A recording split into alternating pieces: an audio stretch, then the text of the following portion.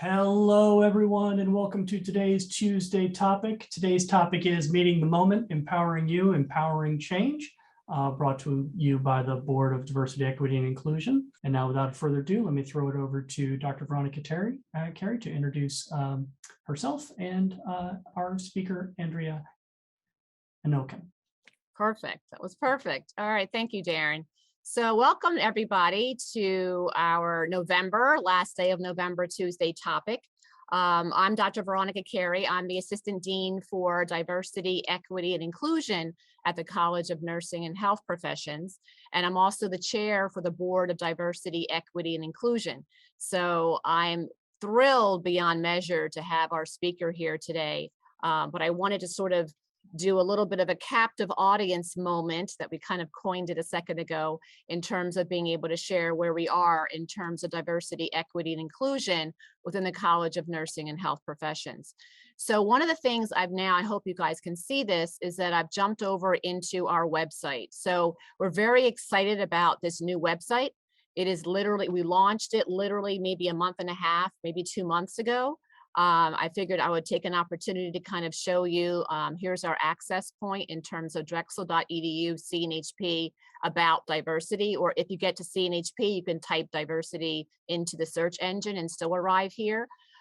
We made sure that we had a lot of energy on this website. One of the things that I really cherish about our board and about the events and activities that we do throughout the year is that we are an active board. We are, and as assistant dean, always active in terms of trying to grow in our DEI space. So we're hoping that this header illustrates that, not only that, but kind of articulates exactly what's happening throughout CNHP with respect to DEI.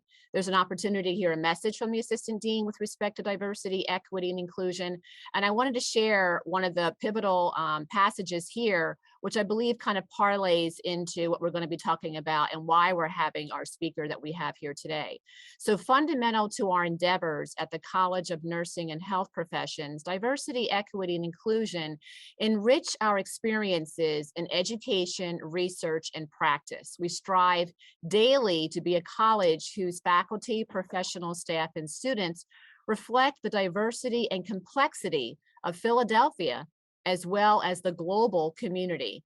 CNHP aspires to be a place where our policies and practices ensure equitable treatment of and advancement for all, and one that cultivates a culture where all members of the community are welcomed and feel respected, valued, and included as agents in their own education and professional development.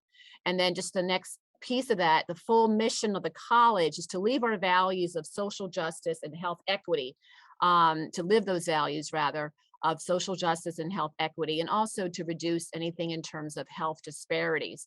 You'll also be able to click onto the board section, again, with the same header to keep that consistency and to keep that energy. You'll be able to see a welcome from the Board of Diversity, Equity, and Inclusion.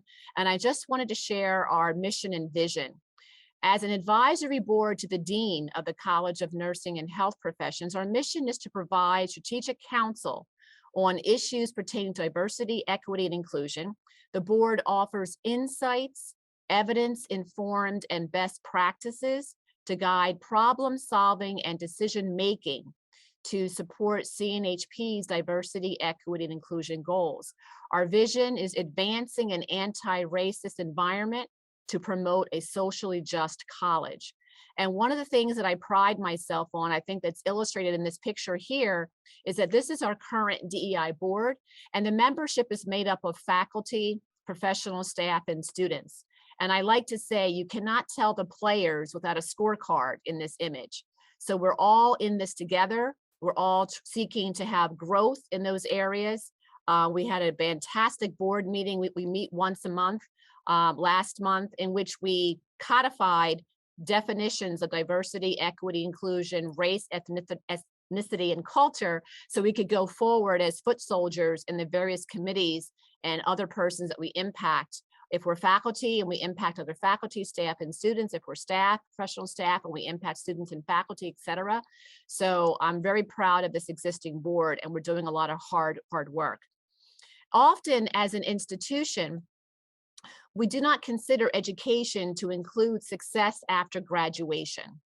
And an aspect of the topic today, equality, applies to the workplace, the workforce, and to women in particular. So I'm excited to introduce Andrea Martin Inokon and the 1972 Project.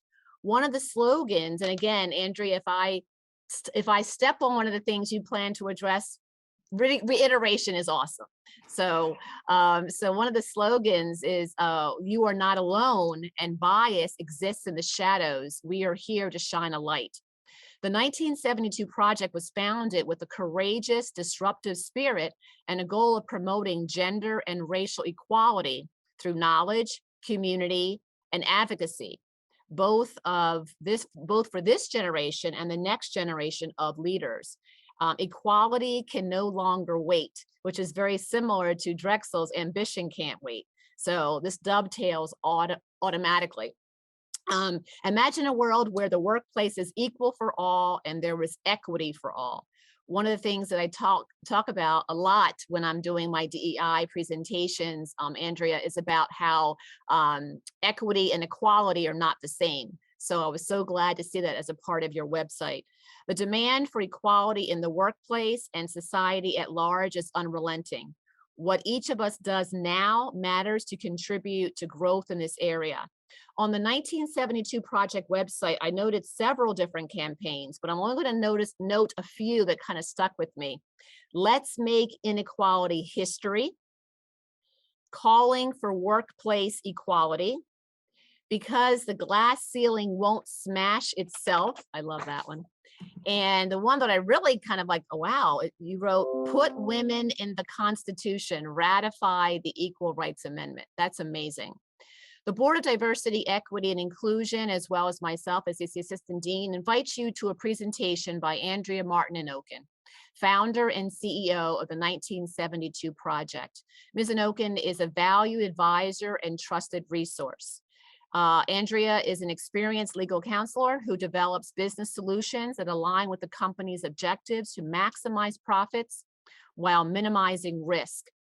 After a decade of experience working at PIMCO, a leading asset manager, Andrea launched Mosaic 62 Group, which is a consulting firm helping fintech, private equity, hedge funds, and asset managers launch alternative funds.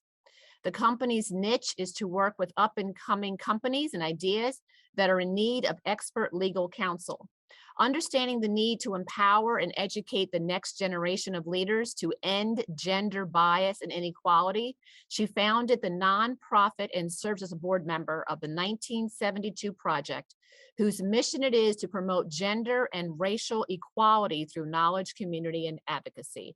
Andrea is a founding member of the DC chapter of Chief. And Jerry, I'm still reading because I know you were just so proud of Andrea Martin, Jerry Martin Inokon. The private network focused on connecting and supporting C-level executive women. She is a graduate of McKinsey's Black Executive Leadership Program and the Scott Hawkins Leadership Institute of the Links Incorporated. She graduated from the New York University School of Law, in which she was a Dean's Scholarship recipient, and received her undergraduate degree cum laude from Duke University with a public policy major and a minor in economics. She's a member of the New York and California State Bar. So welcome, Andrea. We are excited for you to share about gender equality and the 1972 Project. Thank you so much, Dean Carey. Well, hello, Drexel University, and thank you to Dean Carey and the Board of Diversity, Equity, and Inclusion for inviting me to join you today. I am Andrea Martin Inokon, the founder of the 1972 Project. I am also a proud Philadelphia native, and so I'm really excited to be able to be here and join you today. So I'm here with you to share the story of the 1972 Project. But before I do that, I'd like to kind of ground our conversation a little bit and share some context with you. I'm going to start off with sharing some statistics, and I would love for you all to jump in the chat and share your feelings about these stats, how they make you feel, whether you've heard them before, if any of them are shocking. And overall, I would love for today's conversation to be interactive. So please, jump on the chat, share your thoughts, questions, or feelings. And since I don't know everyone by name, Amanda is going to be helping me out as well with tracking responses in the chat. So with that, let's get started. So did you know that there is a 94% wage gap? There's a wage gap in 94% of all occupations. On average, for every $1 that's earned by a white non-Hispanic man, white women earn 79 cents and Black women earn 63 cents for doing the same work, likely with more education. For every 100 men hired or promoted to manager, there are only 72 women and only 58 Black women, even though the women may have received more positive performance evaluations. So I see a lot of yeses. Yeah, people, yeah, yeses, I know that. Some wows. Women generally lose approximately $400,000 over the course of their careers due to the pay gap. Now, breaking that one down a bit more, white women lose on average $500,000, and Black women lose nearly $1 million over the course of their careers. So I see an OMG, yeah, $1 million, yeah. It's pretty astounding.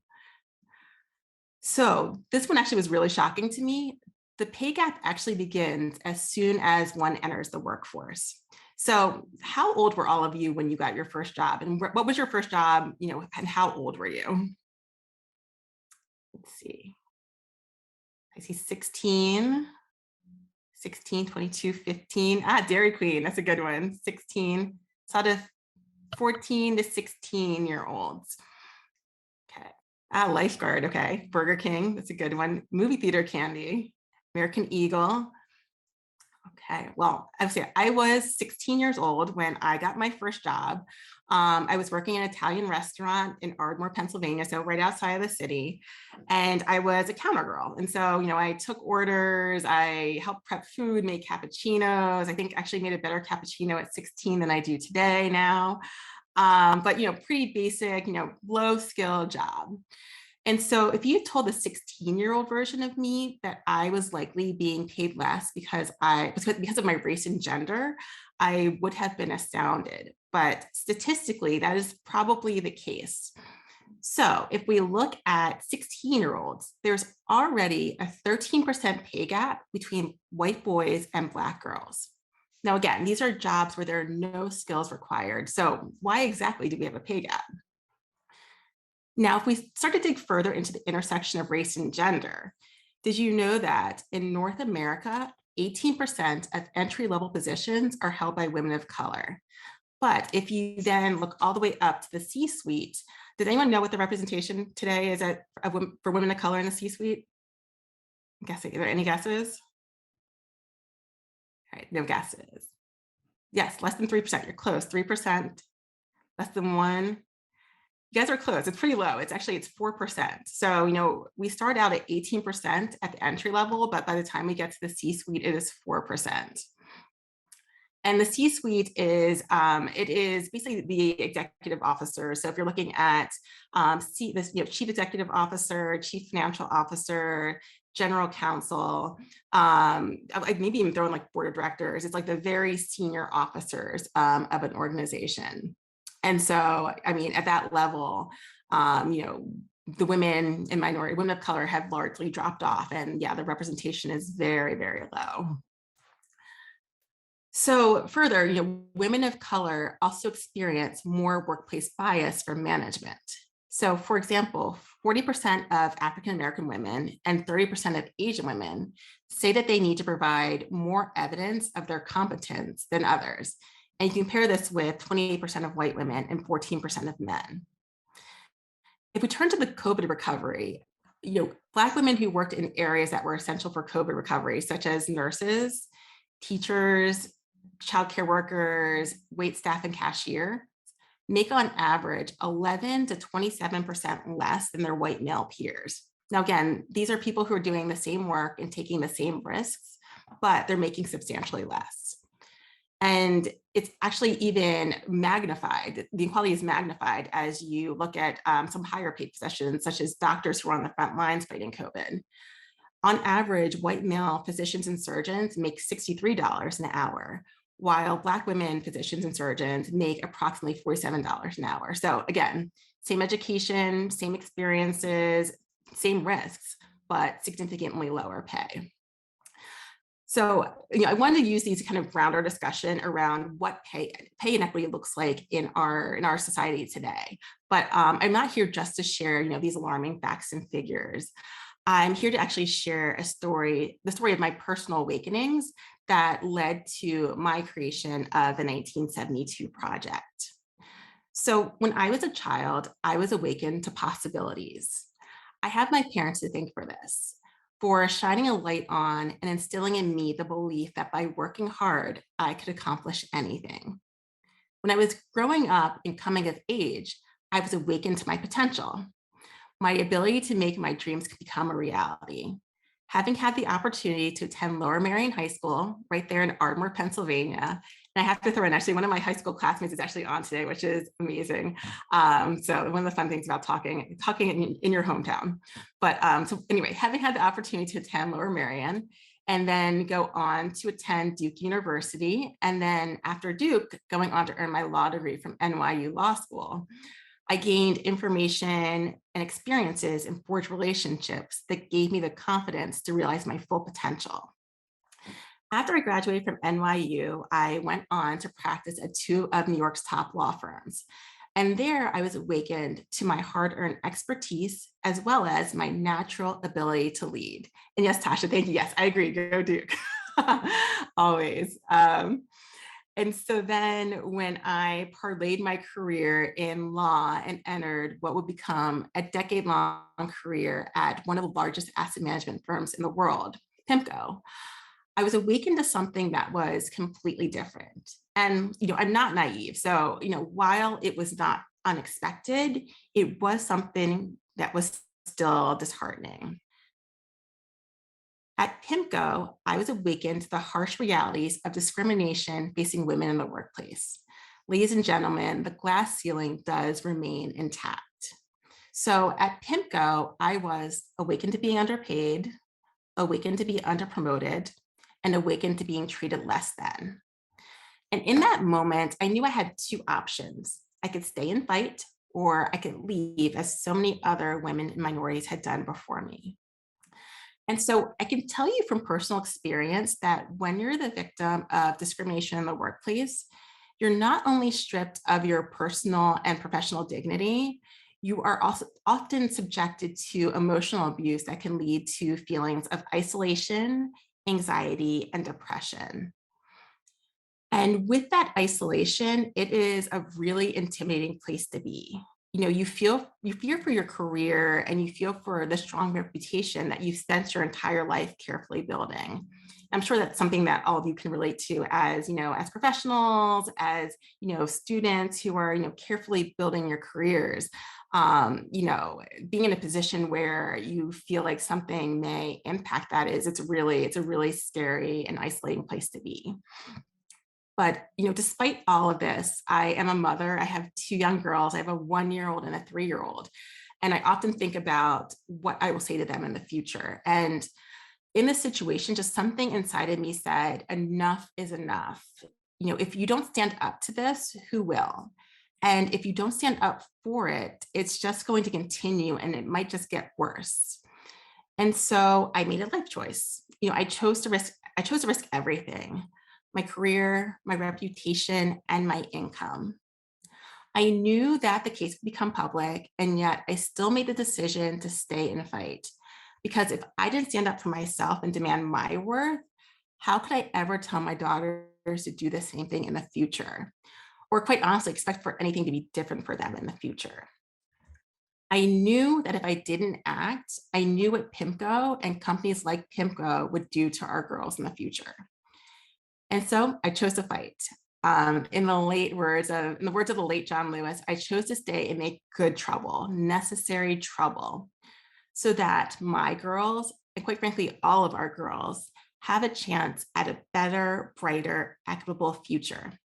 I'm curious, have any of you ever had a moment like this where, you felt like, it's kind of, you've hit the point where you're like, I have to stand up for what's right, even though, it might be scary. Absolutely. Yes. Yes. For others. Yeah. It's sometimes it's hard to do for yourself. Yeah. I mean, I think for me, my girls really helped fuel my decision every day. Got some brave souls, some really brave people here. That's wonderful.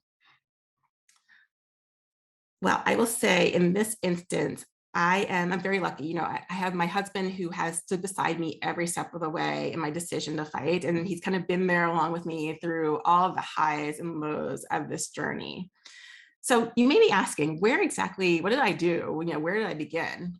Well, I started with asking questions. So I asked questions, I started to demand transparency, and then I started to point out the inconsistencies in the metrics, the standards, the policies, and the treatment of women and minorities at the firm.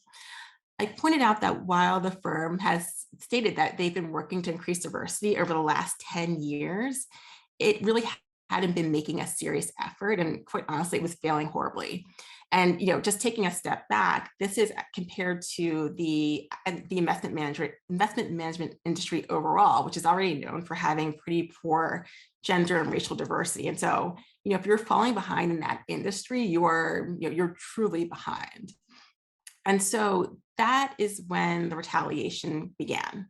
But I continued to stand my ground and continued to push back, even though I often felt alone and terrified. And then the retaliation continued to escalate, particularly after I became pregnant with my second daughter and then following her birth. And so what happened?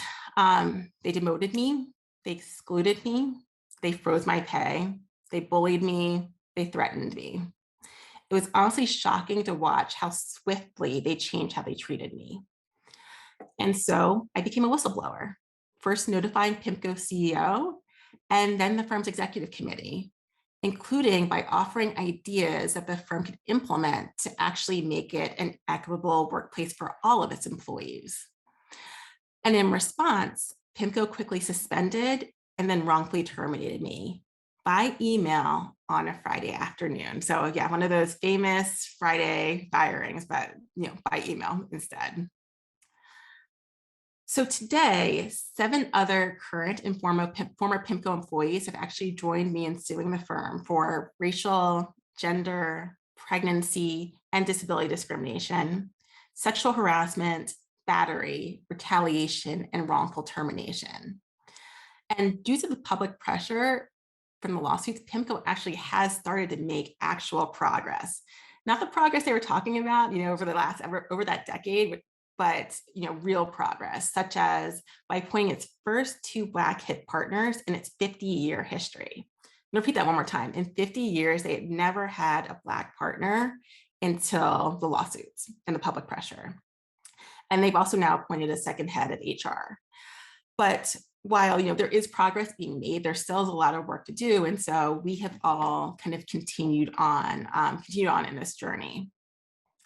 Now, frankly, it's entirely possible that this experience could have broken me. And if I'm being honest and raw, which I'm going to do today, some days it felt like it honestly did. But I knew that once I chose to fight, there was no going back. And I will say I've been very fortunate to have a community that has really supported me and empowered me through this journey. They've encouraged me, they've supported me, and some have candidly also told me that they wish they had the strength to fight this fight. Because you will be surprised if you leave here today and you talk to other women that how many women have a story, but not everyone has the ability to take on and fight this fight. So I will share, one particularly uplifting moment was an acquaintance had gone to a wedding and she met another PIMCO employee. They started playing that "do you know" game. And when they got to my name, the PIMCO employee said, "She's my hero," and went on to share my story of my fight for equality at PIMCO with my acquaintance. And so for all the pain that I've gone through there. And, those types of experiences have lifted me up and kind of kept me going along this journey. So you can probably guess by this point that I'm not one really to shy away from challenge or adversity. And so that experience at PIMCO awakened something much greater inside of me. Through that experience, I was awakened to my activism, my advocacy, and my power. I was awakened to the fact that I too had to overcome the mental block by our culture's drumbeat. And you may be asking what drumbeat.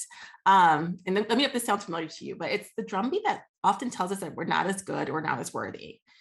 It's the drumbeat that makes us question our gut instincts and tells us to stop when really we need to keep pushing forward. And so really, instead of listening to that drumbeat, we need to kind of start to listen to everyone's individual drumbeat so that we can become better and become stronger. And so with that most recent awakening, I founded the 1972 Project because I didn't want any other women to experience what I had at PIMCO. I believe that every generation of women has its charge. We all have a responsibility.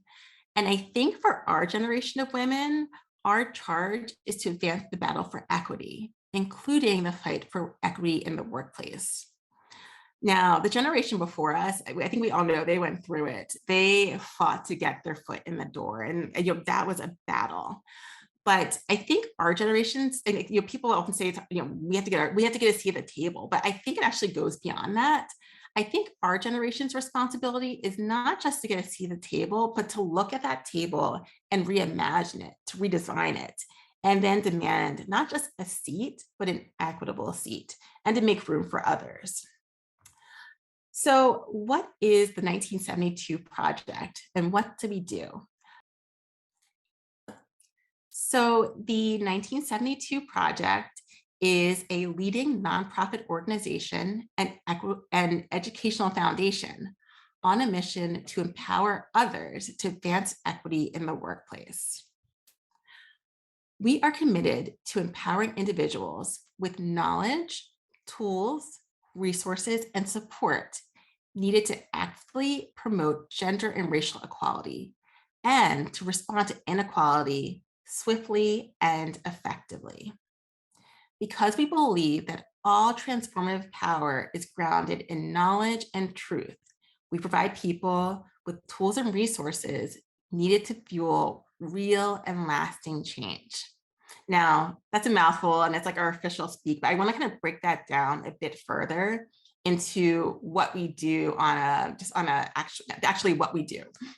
So first, and I want to thank Dean Carey. She actually gave a nice overview of some of our content. But first, the platform offers rich educational content that helps to establish a base understanding needed to address structural inequalities in the workplace. Second, we have a growing panel of experts who are there to answer questions and provide advice on a wide range of workplace equality issues. So I don't know if you've ever found yourself in a situation where, say, in a review, something came up and you don't know how to respond to it, or you feel like you may not be treated fairly, or how to deal with a microaggression. Our panel of experts are there to provide sound guidance on how to approach these and a whole host of other issues. Third, and I think Dean Carey actually talked about this in the introduction, we've created an interactive campaign function that makes it easy for individuals as well as entire organizations to get involved, start important conversation, and inspire new perspectives. And the way I like to refer to it is like change.org meets the fight for gender equality.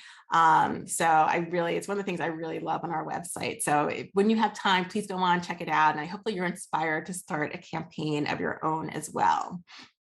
And then fourth, beginning next year, we are going to be launching a speaker series, which I'm really excited about because we'll be bringing forward leaders and visionaries in the fight for workplace equality. So one, I think to help people know that you're not alone, to bring attention to this. I think oftentimes people feel like they're the lone person going through this, going through these situations.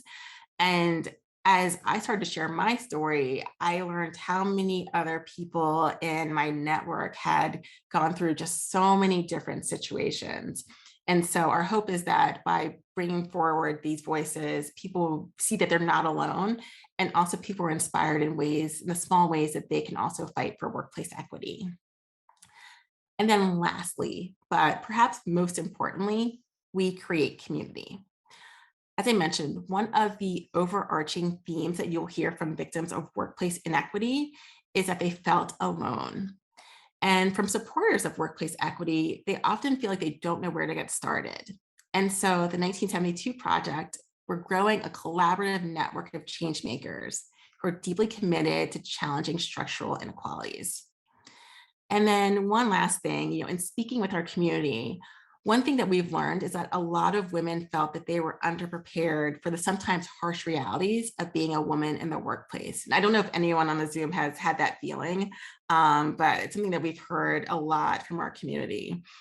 And so through our soon to be established foundation, we are going to be working with young women to teach them financial literacy, negotiation tactics, business skills, and allyship, so that when they enter the workplace, they are in a position of strength to fully step into their power as future leaders. So how did we choose the name the 1972 Project? Who knows what two key legislative events for women happened in 1972? So next year is going to be the 50th anniversary of both of these. Does anyone know or have a guess of what happened in 1972?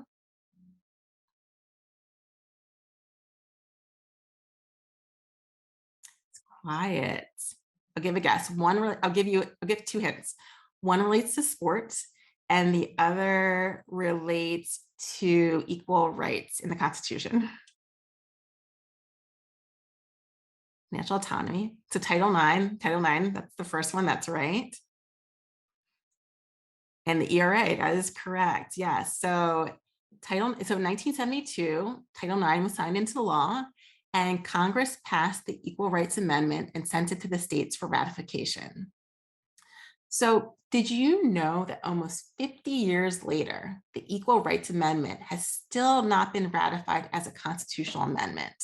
Now, I think a lot of people actually think that the ERA is a part of the Constitution, but yeah, surprisingly, it is not.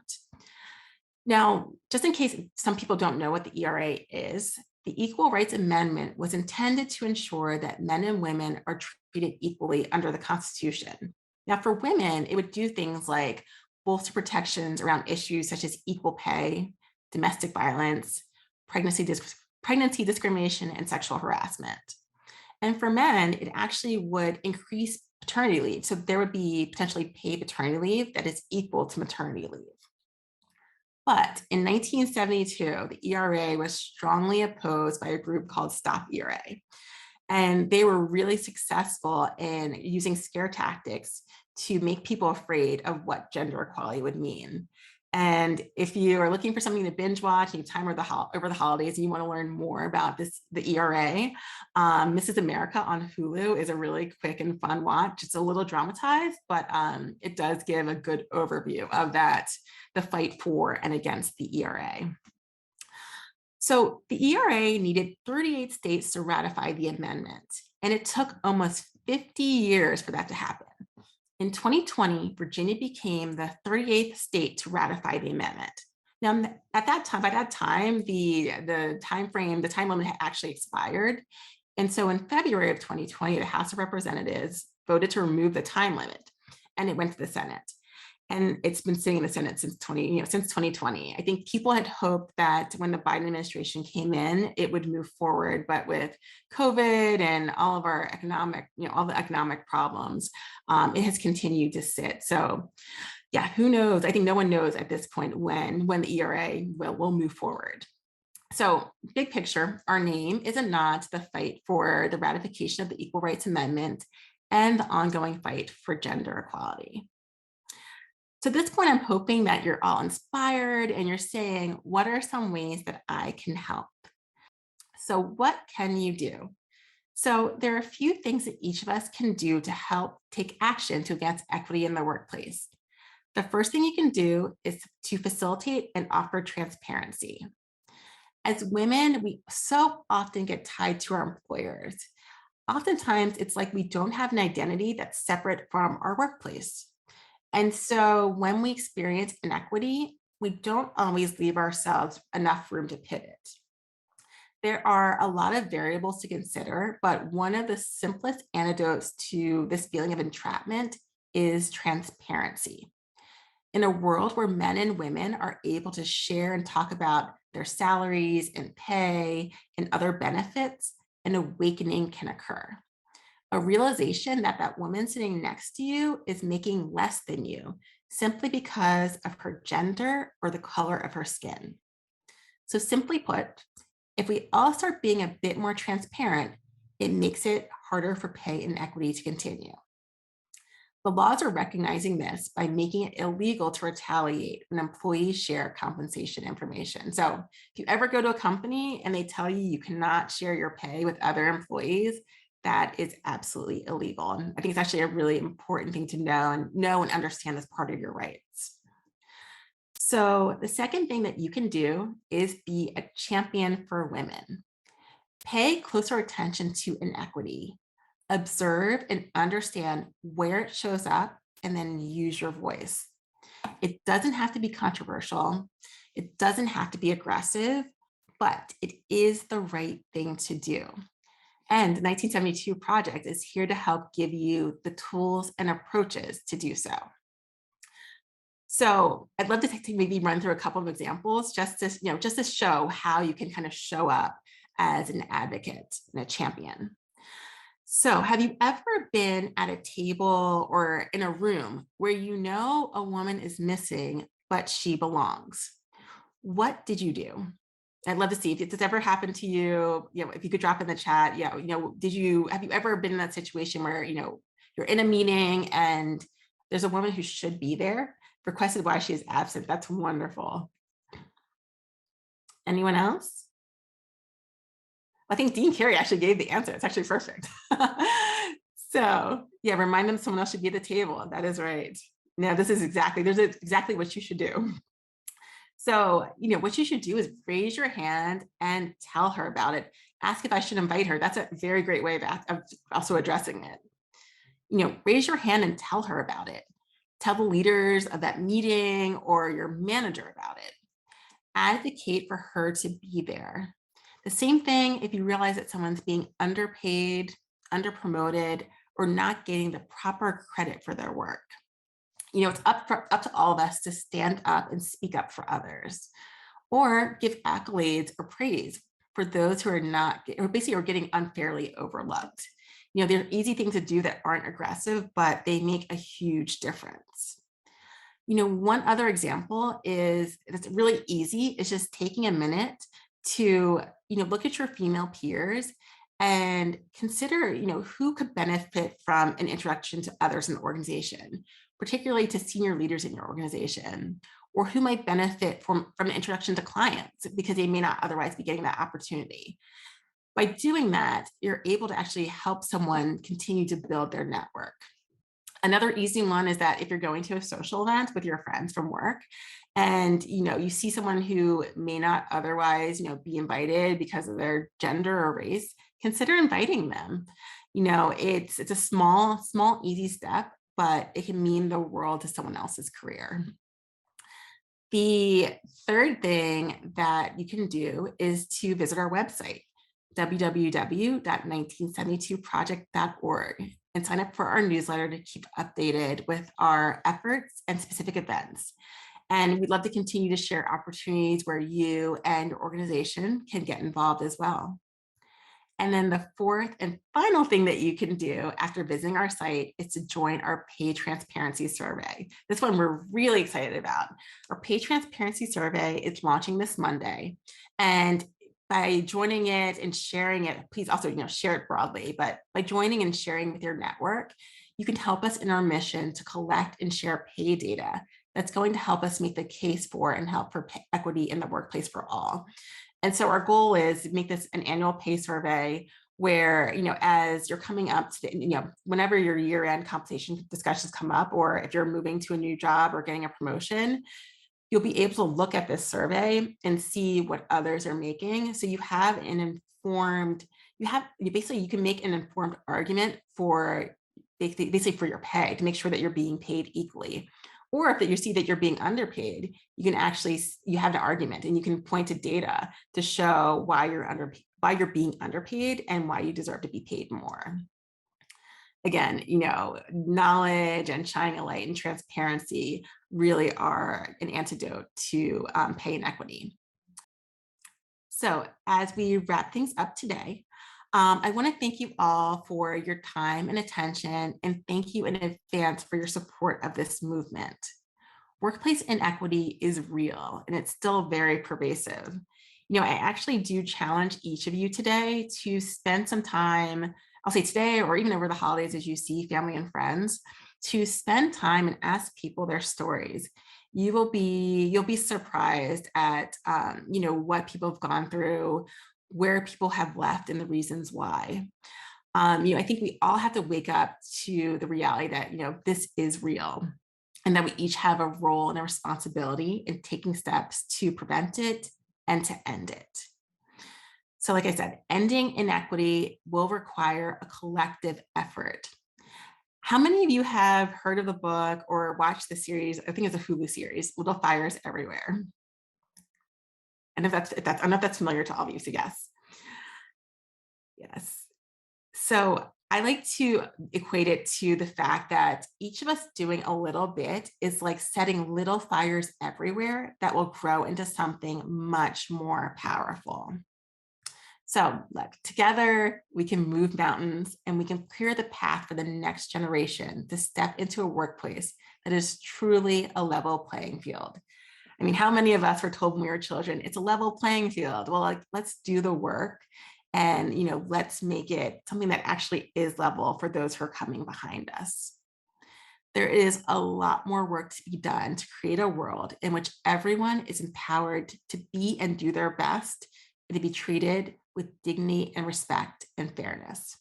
So, thank you again for your time, and please stay in touch. I always feel that once we've been in a session together, that you are part of my community.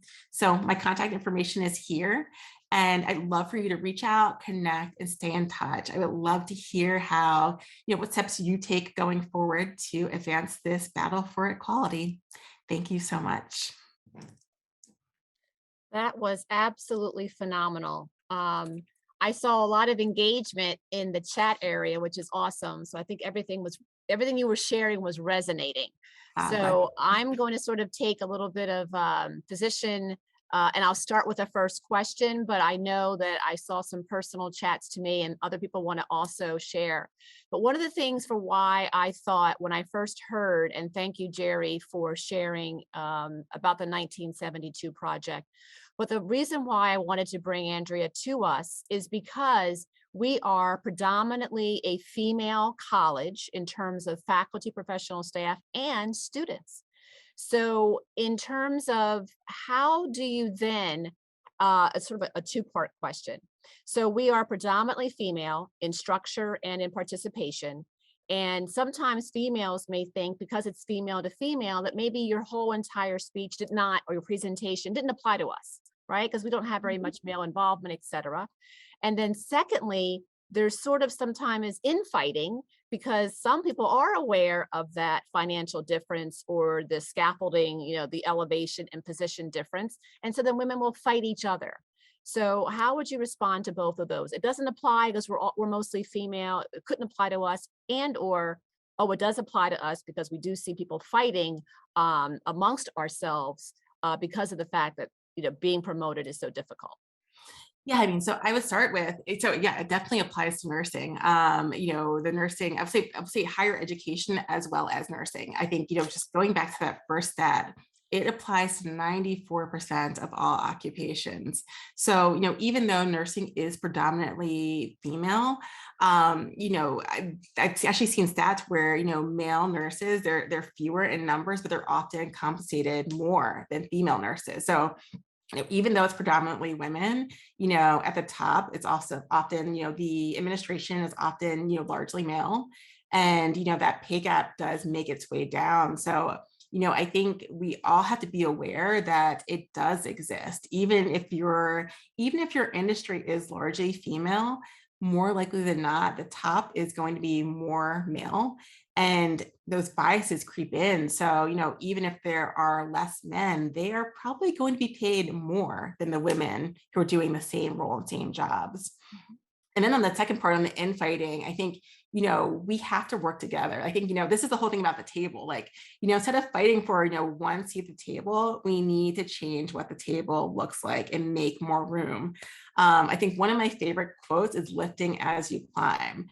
And so, it's fine. It's fine. It's good to be ambitious. It's good to want to excel and achieve, but, you need to make sure that you're lifting the people behind you as well. So climb, but also, don't slam the door behind you, make sure that you're making room and you're helping the women who are behind you as well.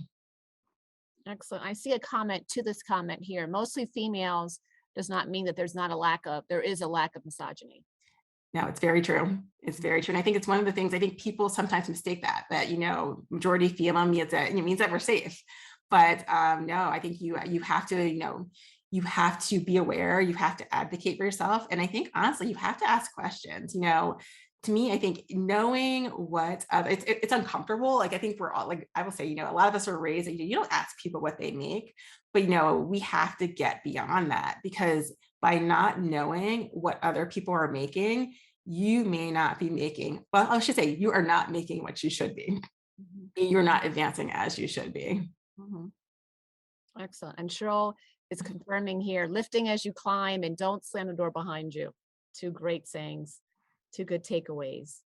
Excellent. So who else do we have? Do you want to raise your hand or just come off of mute? Because we can't see all the hands on one screen anyway. So do you want to just sort of jump in? Hi, Andrea. This is Brian Ellis from LeBeau College. Hey, Brian. Hi, how are you? Bravo to the work that you guys are doing at the 1972 project. I was actually able to kind of review the website while you were speaking. And I have one question about, have you guys been able to identify in the industry or corporate partners that have made commitments to kind of the work you guys are doing? One thing that comes to mind was I was thinking about the NBA and WNBA. I know we hear that a lot in the sports realm.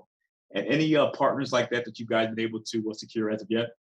Not yet. That's actually part of our 2022 plan is I think, this year we just wanted to really get it up and bring it to life. And so we started to talk with others who are doing work in the area along with us. Like one is there's a newer group called Museums Moving Forward they're really focusing on that issue in the museums industry. And so I think there's a lot of groups where there are overlap. And so anyway, we started to look at partnerships as well as grants and sponsorships as well. So hopefully, yes, hopefully I'll be able to say yes in not too long. Excellent. Thank you. Thank you. That was a great question, Brian. Thank you for that.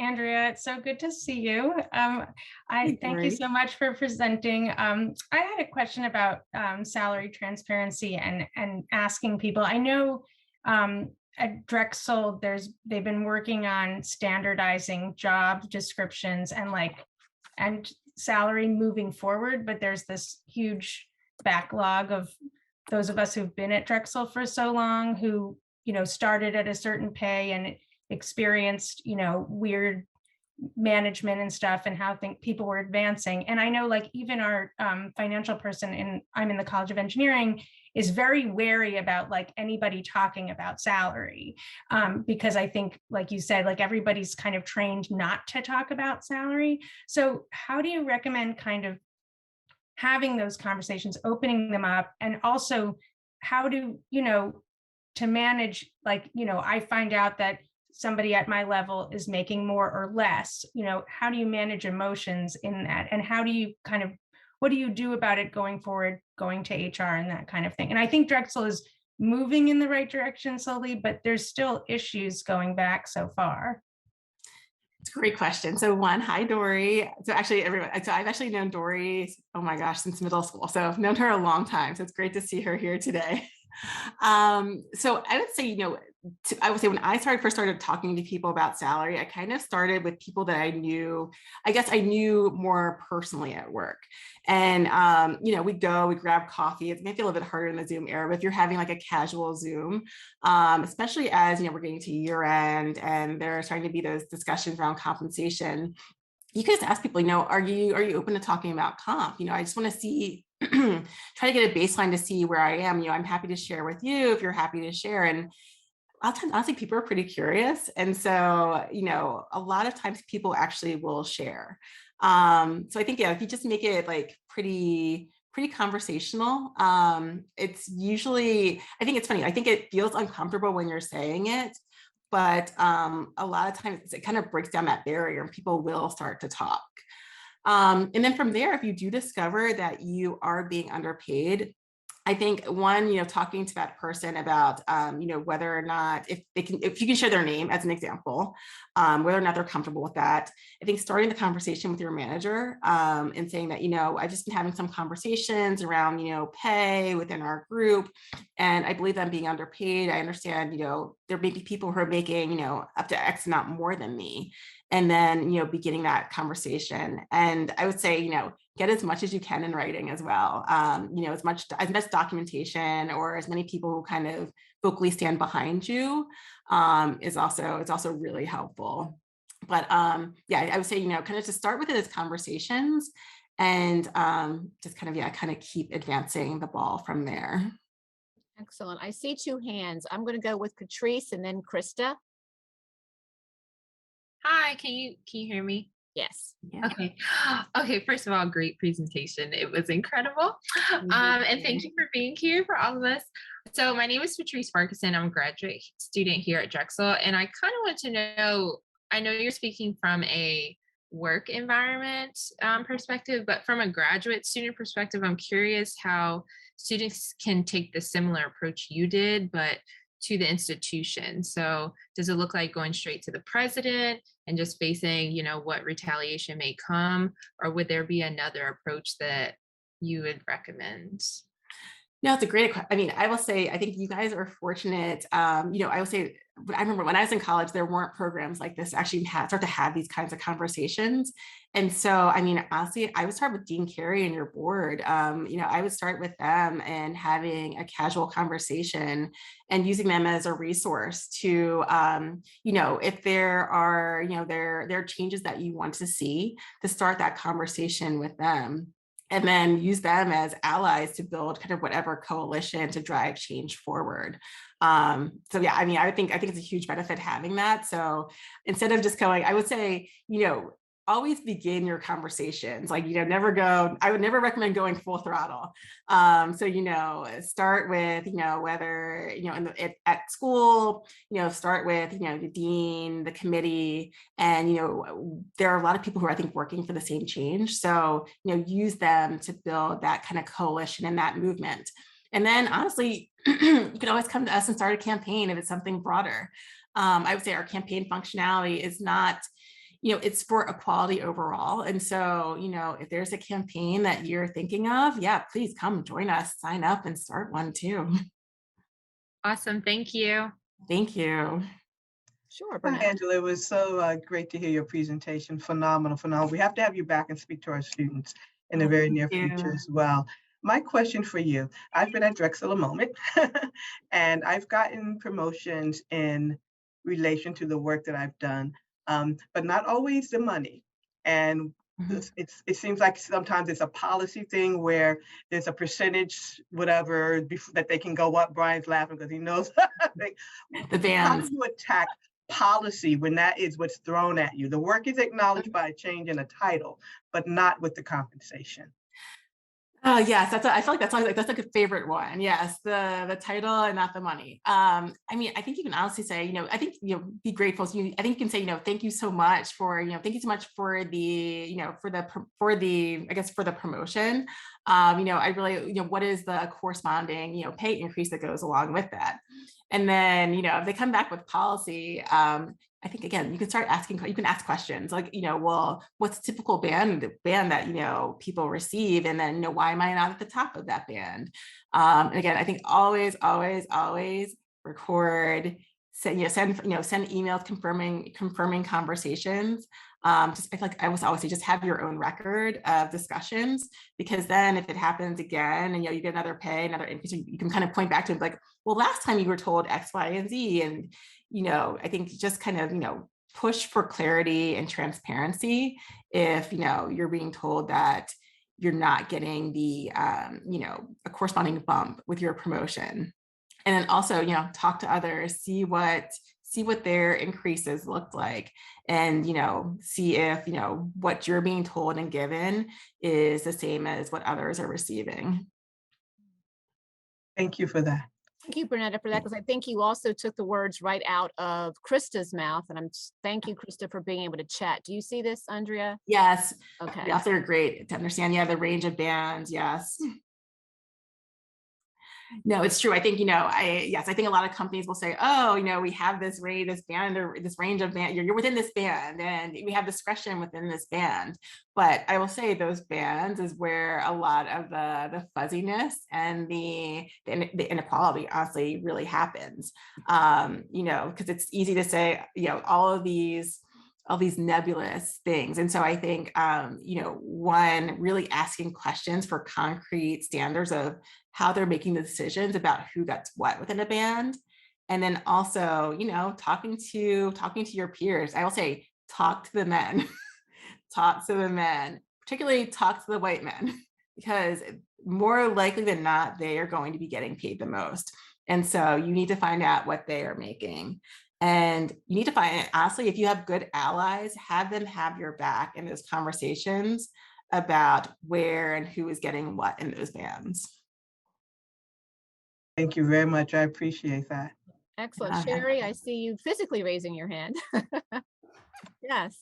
I think you might be the last one. Okay, Andrea, great presentation. I can relate to many things that throughout my own career that I've been through. But to the question that seems that everybody's kind of raising about being treated fairly financially, there is one more level that you can do. And I do have some colleagues that are actually doing it now, and that is to force an equity compensation audit through HR. If you really feel that you're being mistreated financially, you can force your boss to put through an equity compensation audit, and they have to do it, okay, with your peers. And I think, Dory, you were feeling some kind of way about that. And that, to me, you can do your own investigation, just like Andrea said, talk to a few people. But if you're really not getting satisfactory answers or whatever, you can take it to HR. They have to do it. They have to do an audit if you go up there and put that through. No, that's actually that is a great point. I think, I've been talking about these beginning steps, but, if you are getting to that point where, you're pretty certain that you're not being paid equally and, no one's really moving or taking action. I will say they should be, but, there should be, gender audits being done, or I'll say audits being done both by gender and by race. And right. If it's not, so you can ask about those audits. And then, if there hasn't been one done, requesting that one be done and be shared it's another tool in the arsenal to, to make sure that you are being paid your worth. Right. And they cannot retaliate. So that's just another option. And again, I will also just add to that, take notes, save copies of, when you ask for that, ask for it in writing. Just make sure you always have things in writing. Yep. Excellent. Excellent. And I wrote amen back to Brian. I don't know whether Brian saw it or not. I'm just going to be transparent. I was like, amen. Hallelujah. So I want to thank everyone who participated today. We recorded this, so hopefully others will benefit from this conversation as well. I always take these copious notes when I'm listening to such wonderful presenters, but I just want to leave with one thing that you had said, because we don't have time for all the things that I had noted. When you said, build a coalition, build a campaign, build a movement. And I think that is such a nice leg to leave on. So again, Andrea's already given you her contact information. You have the website address, and that also will have her contact information. I would love to have you back and speak to our young women our first that. years and our seniors, and then our young grads that Patrice had already illustrated today. I'm just so thankful for having you and for you being transparent and honest and having that disruptive spirit, which anyone who knows me knows that's right about my thing. So just smile, Jerry, just smile and nod. So, so that's right in line. And Bernetta's like, yes, this doesn't surprise me. You bring someone on of this caliber. So thank you. Phenomenal. Oh, thank you so much. Happy to be here today. Thank you. Yeah. And thank each and every one of you for your contributions, your participation, and your chats, and all your thank yous that are coming through.